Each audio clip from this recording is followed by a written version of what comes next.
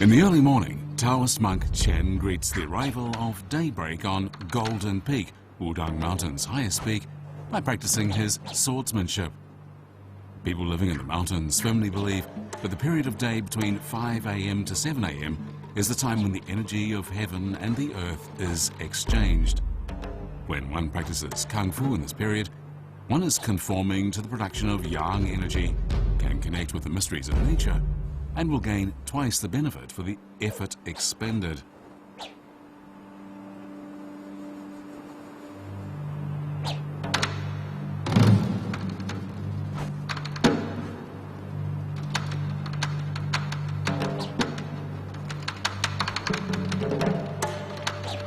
Taoist monk Chen began learning kung fu at the age of 7 and came to Mount Wudang when he was 11.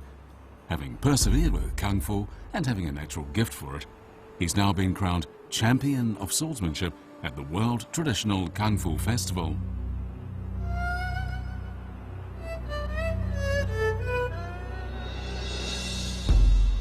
For the past dozen years or so, his favorite weapon has been the sword, and he must practice with it every day. He's never hesitated to work hard at mastering his kung fu skills, for this is his choice.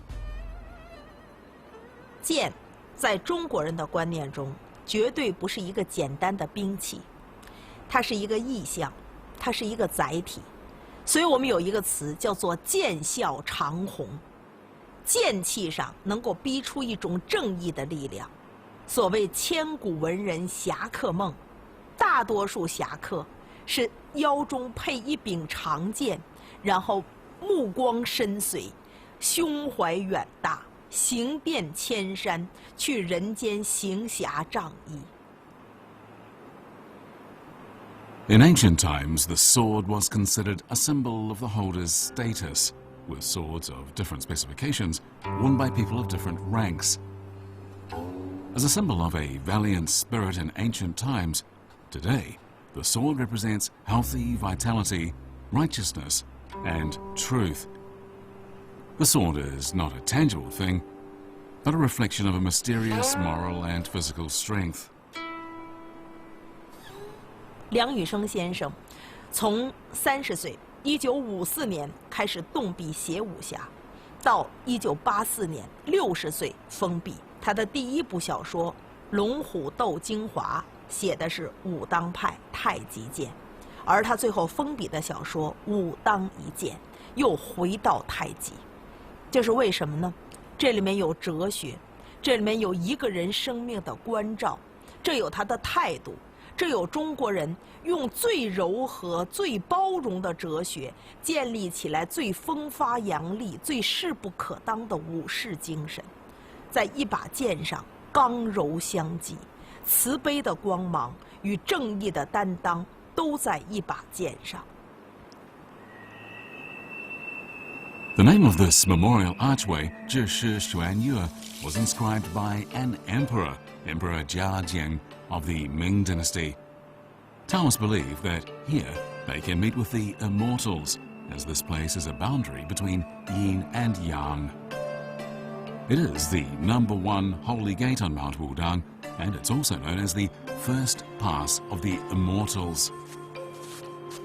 From the time he began to follow Taoism, Monk Chen has admired the outstanding deeds of famous Taoist monks of the past, such as Chen Tuan and Zhang Sanfeng. In the world of Kung Fu, the Wudang clan is famous for its swordsmanship.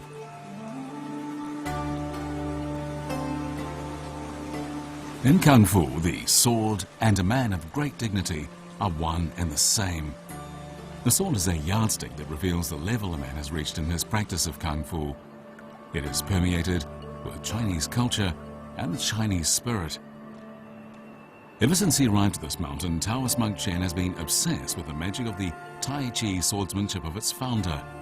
From his childhood to his youth, it's been his great wish to genuinely feel the true subtlety of swordsmanship. Now he's reached a good level of accomplishment as a swordsman, but can he make his long-held dream come true? 快剑好练，慢剑难嘛，越慢的东西它越难。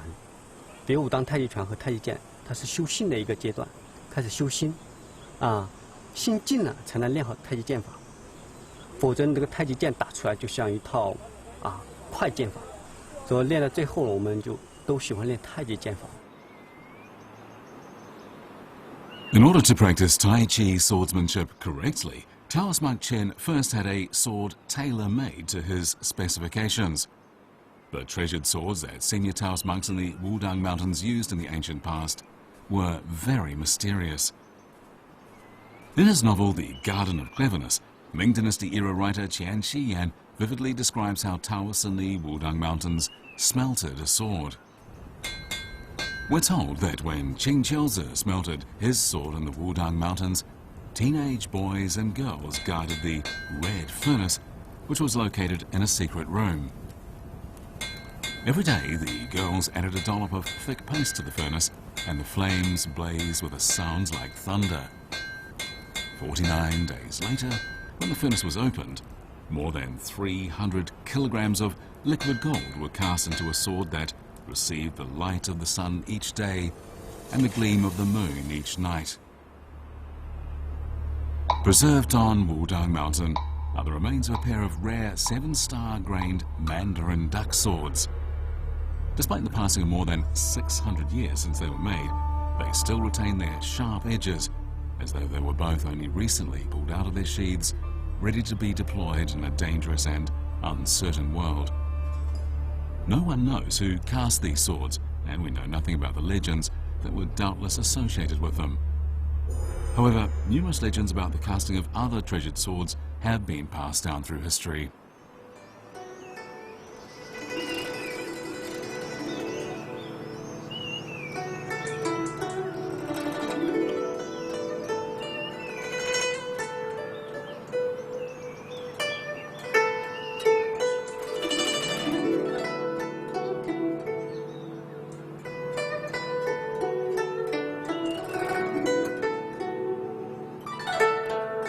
Master Zhong is the head coach of Wudang Mountain Kung Fu. He's taught Taoist monk Chen since he was very young, and he's his favorite disciple. Master Zhong is already aware of his disciple's wish, but Tai Chi swordsmanship demands that the practitioner have a firm grasp of the essentials of basic training. Otherwise, he can't possibly feel the subtleties monk Chen is seeking. After a decade of training, Master Zhong found that his disciple's Kung Fu was mature enough to lend him a helping hand. He took him to a stretch of bamboo forest, and there his student rigorously practiced his swordsmanship.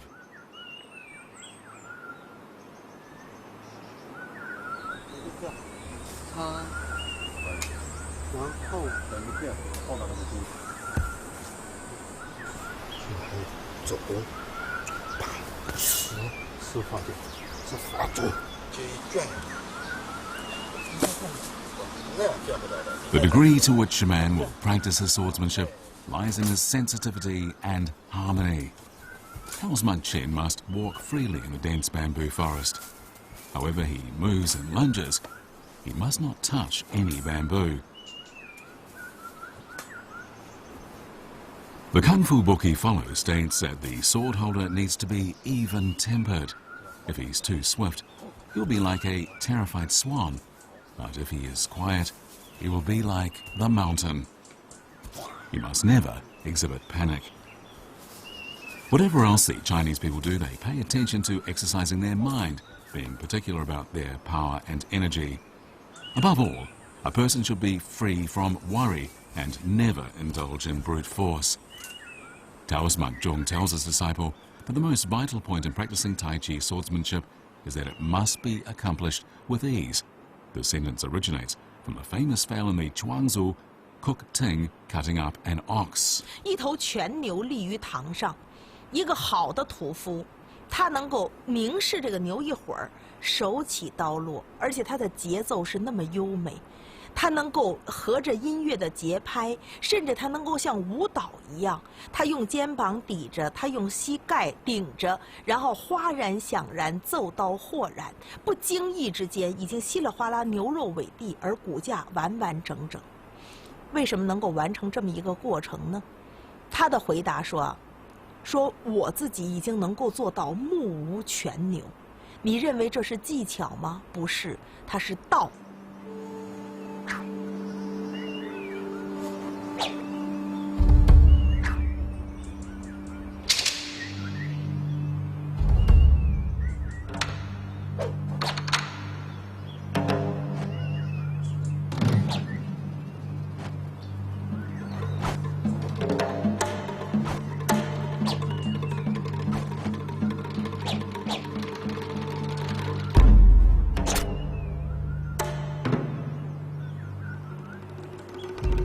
刚开始练剑都有这个侠义的这个想法，那练到最后呢，就没有了，因为这个内家拳啊、内家功夫啊，它修的是心，到最后呢，他把一切看空了，啊，一种拳法自然的一种境界，就是说和谐了，修的是心，从心开始。The sword represents chivalry, and within it is the Tao. To the Taoist monks, the sword is not only a weapon that carries with it a strong sense of justice when following a life of wandering, but also a kind of wisdom in the mind. When they have such awe-inspiring righteousness in their heart, they can eliminate evil spirits just like the gods, even if the only weapon they have is a simple peachwood sword. Before he became a Taoist monk, the great master of swordsmanship, Lu Dongbin, was fascinated by the human world. But after receiving enlightenment through Zhongli Xuan, he experienced a great awakening. After that, he became the forefather of swordsmanship. There are many legends about Lu Dongbin, and today he's still revered in the Wudang Mountains. He's even enshrined and worshipped at an altar on the mountain. With his burden removed and keeping his mind on nothing else, he can float gently like the swallows.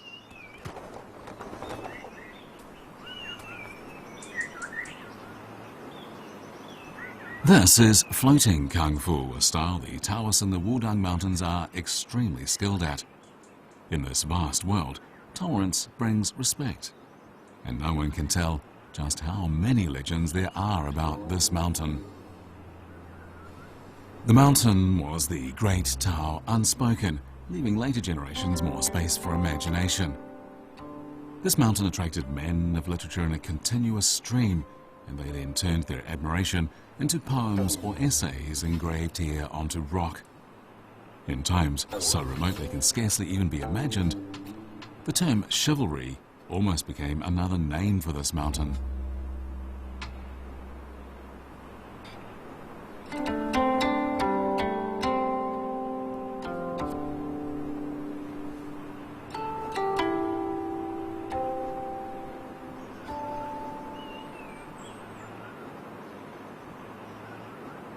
我觉得中国人对剑的爱好等于像玉的一种爱好，它有一种君子的品相在那个地方，因为它很秀气。剑能不能够上战场，我们都不太晓得。讲佩剑，讲舞剑，它也是有平衡的美感在里面。剑两刃，你把它举过头，你砍到自己脸怎么办？也不能劈人，劈断它是很秀气的一个东西，有弹性的一个东西。 所以它是舞剑，它其实跟西洋剑那个斗法有点像是讲巧劲的一种东西，所以它的本身像飞凤一样很美妙，而且有君子的品相。从剑的学问看，是先秦吴国的柔剑法，剑要人用才能活，所谓剑法即人法。 Perhaps every man dreams of venturing out into the risky and uncertain world. It's certainly a particular emotion felt among Chinese. The world of the swordsman is an abstract world, one that inspires numerous whimsical fantasies. 你拿剑的时候呢，人的样子也不能这个样子，或者那样子不要出来，它就有一个品相，人一个品相，你才配得上那个剑。所以在我卧虎藏龙里面，谁配得上拿那把青云剑是很重要的东西，跟传承，跟你个人的品格，你一个人不光是武艺，还有武德，配得上配不上那把剑是很重要，这也是领悟白要讲究的东西。无主，无长，不应，不变，无知无越，舍己从人，才能我顺人辈。教你一点做人处事的道理。就是我对道家的东西，道家跟道教修炼这种概念很有兴趣，所以我把它变作武当派。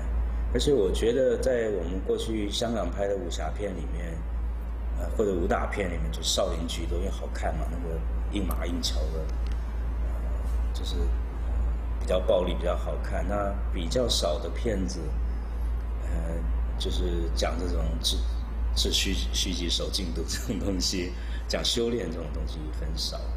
那我既然要做文人的东西的话，我觉得武当的东西，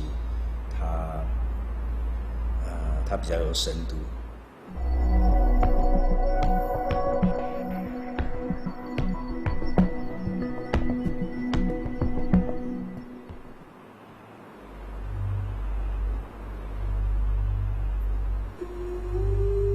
The weapon of the swordsman is a sword, that of the scholar is a writing brush. Therefore, I spurn drinking and toss away my chopsticks.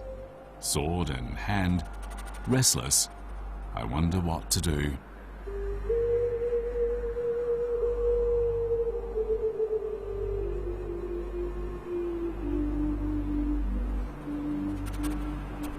I 把7分给了月光，当然剩下来3分，那就是剑气。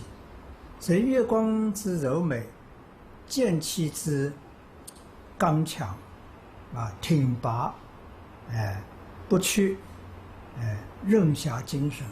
所以这个剑气是道家哲学的细用化，外表化，是这样子。所以内则为狭长外则为剑气。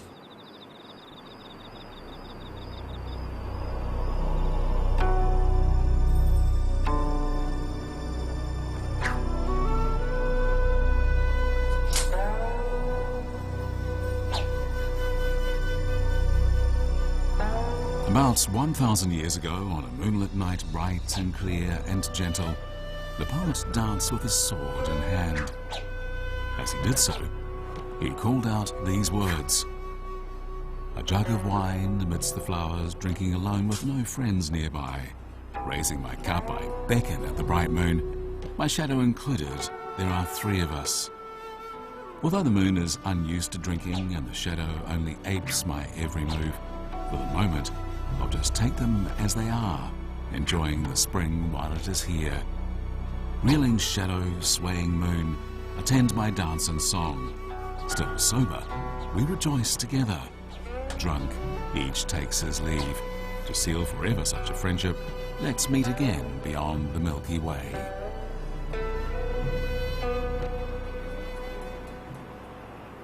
一个人的抱负不能实现，半夜不眠，能够听到匣中宝剑自有声，这样的一种宝剑空空的那种反响，其实就像一个壮士心中未了的心愿。为什么辛弃疾在一个人踌躇的时候，会在落日楼头江南游子？他可以把吴钩看了，栏杆拍遍，无人会解他的灯里意。吴钩看了，就是去看他的宝剑。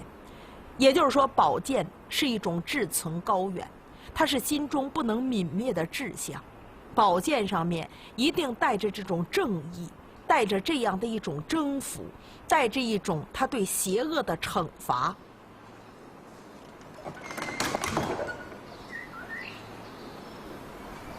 Why did Chinese scholars remain aloof from vagabond? It has to do with the fact that most of them were influenced by Confucianism. Confucianism teaches people to pursue an official career and realize their ambitions in the sphere of politics. Taoism, on the other hand, seeks spiritually uncontrolled liberty. If his official career went smoothly, then that official would stick with what he was doing. However, if his official career did not progress smoothly, he would abandon himself to nature and find some comfort in literary works.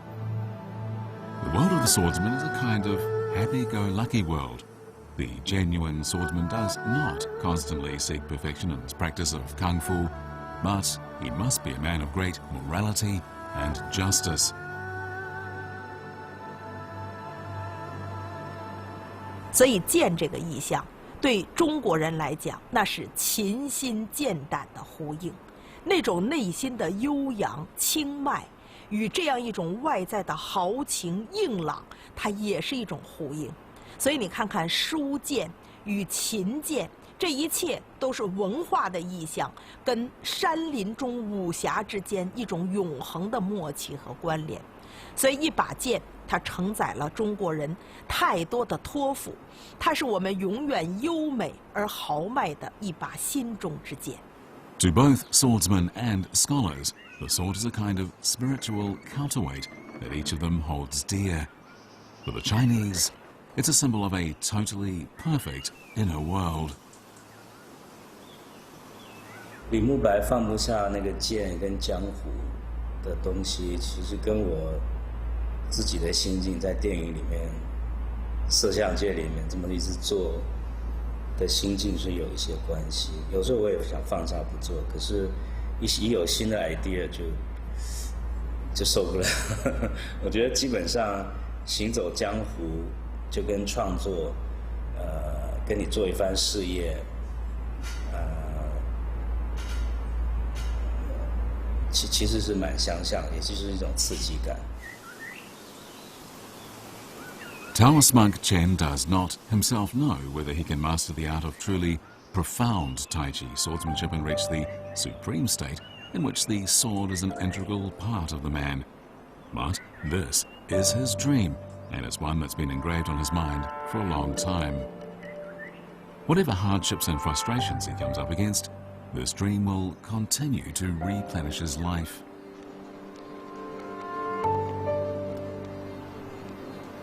In his dream, he will meet countless sages and finally communicate with Taoism.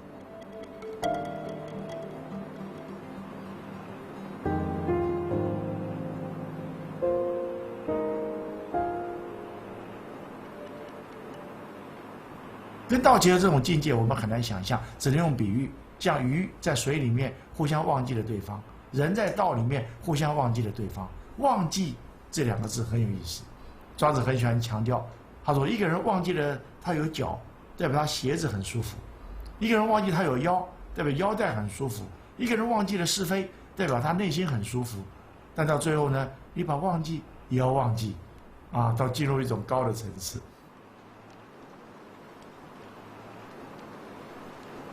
Taoist monk Chen practices Tai Chi swordsmanship during a major snowfall. All he needs to do is dismiss everything from his mind, his cumbersome movements, the long sword in his hand, the wind, frost, snow and rain, and the passing of time. This is because having a cultivated heart is enough to make it free of material awareness. Life is just a brief moment. In our minds, there may exist a simple beauty that cannot be affected by time. Often we return to our original nature. We face the world with a single, sincere and pure heart so that we're able to open our emotions to the outside world. When a person's soul and dignity and the great Tao unite as one, a person is able to feel the most sincere and purest jubilation that one can experience in life. The soul can return to the purest state of bliss. And in this state of bliss, he can wander about at leisure between heaven and the